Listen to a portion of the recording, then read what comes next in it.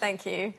Well, the US shutdown shows no sign of ending, and for analysis, I'm joined by Peter Mathews, Professor of Political Science at Cypress College. Peter, great to see you. The Senate earlier today rejected both the Democratic and Republican proposals to end the ongoing partial government shutdown.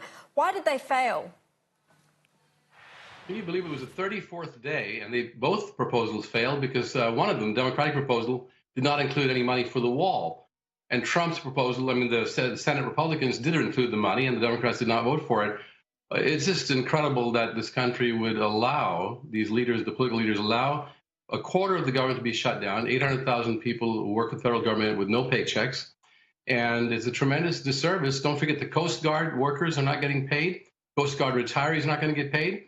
You have the FBI. The FBI agents are not getting paid out in the field, doing all the work that we need them to do. They're not getting paid. They miss their paycheck. So many important functions of government, and many people who rely on that are being really hurt by this incalcitrance by the president mainly, and also the Senate Republicans, in my view, mostly. Well, what happens next? How do these two parties come together and help end this? Do they have to go back to the drawing board now? They do, and I'll tell you what, the Democrats did propose, I think, of giving the president several $1 billion not for the wall, for border security, for enhanced security in terms of the technical security, as well as more border patrol agents, but not the wall. And they're going to have to work something out there because this is unbearable for the United States government and the people of America. Don't forget the economy. The economy is being affected. Small coffee shops cannot sell their coffee or their breakfast to federal workers who are all over the United States and don't have any paycheck. It's hurting the small businesses. The economic growth is being hurt. GDP will shrink in this first quarter down to possibly even zero, the way it's going according to economists. And here you have people so out of touch like Wilbur Ross, the Commerce Secretary, saying, why can't they just go out and get a loan? Why can't these workers go out and get a loan? And Larry Kudlow, the chairman of the Council of Economic Advisors, the National Economic Council, the president, said, well, they're volunteering. These government workers are volunteering. It's no big deal. So they're really out of touch with what the American people and the workers of the American government need and want. It's a real problem. The other consequence of this, of course, is that Donald Trump has now delayed his State of the Union address. Is this being seen as a win for Nancy Pelosi? It certainly has, because Nancy Pelosi stood up to him and said, as long as the government shut down, we're not going to allow you to come or invite you to come, as the House Speaker gets the prerogative to do so. We're not inviting you, Mr. President, to come to our House chamber and address the nation and the world as long as the government shut down. So you work on getting this government going. Here's our proposal.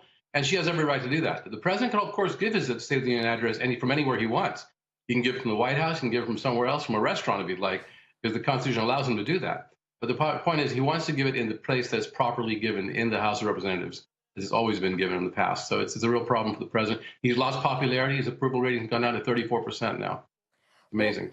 It is amazing. And what's interesting about the State of the Union address is that Nancy Pelosi had said that there were security issues, but then security came out saying, no, we're prepared to actually provide security and we're willing and able, but still it's not going ahead. Yes, that's true. Nancy Pelosi mentioned that the shutdown means the Secret Service is not getting paid and there'll be security issues. But the other side said, well, they're going to do it anyway. And it's just a back and forth, and it's just not very, this is not good for the United States of America as we live here and the people that live here, and also what the world thinks of us as well. It's really we have to get beyond this, and it must be done somehow or the other. And just quickly, because we're about to run out of time, but how do you see this all ending? This shutdown has dragged on for more than a month now, and furloughed workers are about to miss their second paycheck. Is there any end in sight?